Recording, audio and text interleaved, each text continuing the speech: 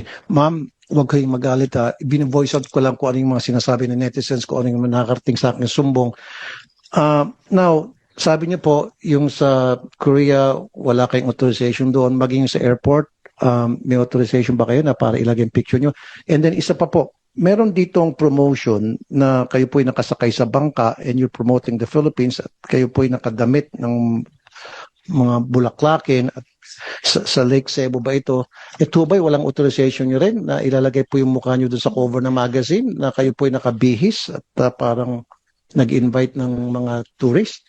Senator Tulfo, that photo I believe you're pertaining to is one that was taken during the Philippine Experience Program, Heritage, Culture, and Arts Caravan that the Department of Tourism implemented in the Soc-Sargen region.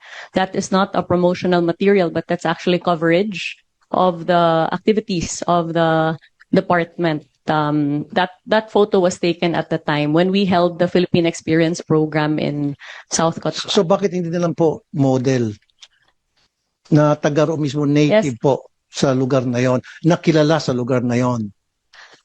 Why you? So, how about Miss Cotabato instead of you? Nakilala sa lugar na yan. Senator So, Tulfo, let me clarify. No, that, no, ma'am, let me finish Yes. first. Mm. Kanina hindi kita. Sa halip na ilagay niyo po yung karatula doon ng mga places na pwedeng bisitahin, ang nilagay niyo po doon, puro apelyido niyo po all the way. So siguro po walang authorization sa inyo. Baka yung mga tao niyo lang pong gumawa niyan without you telling them. Baka merong gustong sumipsip sa inyo at nilagay yung name niyo. So siguro po pwede yung sabihin yung mga tao niyo next time, wag puro ako. Dapat yung mga lugar na talagang bebenta sa mga tourist. Is that good enough? Senator, with all due respect, I just wish to place on the record that the photos that have been used and transformed into memes are actually work photos. Is that AI? You're telling me that's AI? No. Okay. This is a work photo. I was in Lake Cebu in South Cotabato promoting the Philippine Experience Program. But we have all the documentation to prove that my presence there was a legitimate one, and it was to help the destination as far as crafting of tourism packages, tourism circuits, building up of attention for the destination in conjunction with our tourism stakeholders. I'm not saying, Mom, that you're not present. Your presence there is not legit. Okay. What I'm saying is, yung presence mo doon, yung sa picture na yan, it doesn't fit in sa taste ng mga Pilipino na nakakita po niyan. Kaya nga po binabash po kayo. Hanggang sa pumunta po sila sa action center ko para magreklamo. Nung malaman nila magkakaroon ng hearing ng ganito, they came to my office and they told me na ito yung baka pwede may iparating sa Department of Tourism. Yung po yung dating sa mga tao. Hindi po sa akin yun ha. That's not from me. From them. So, I have tried to be as present as possible in our destinations and for our stakeholders. That is the extent of the duty that I have exercised and nothing more.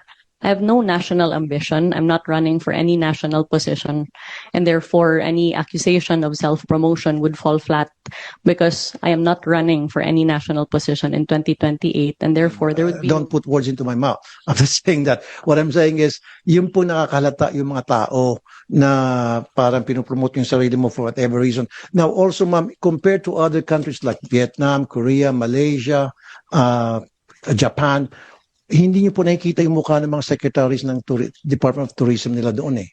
The same, we can take that into serious consideration. But as far as I'm, my understanding... Of course, ma'am, you can visit. Why not?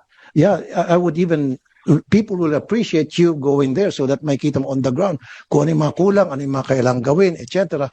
But Senator, we would be also very happy to provide your office with all of the promotional efforts that we have made sans my face in the destinations covered in order to indicate that the Department of Tourism has not ever ceased from promoting our destinations, notwithstanding our very, very limited budget.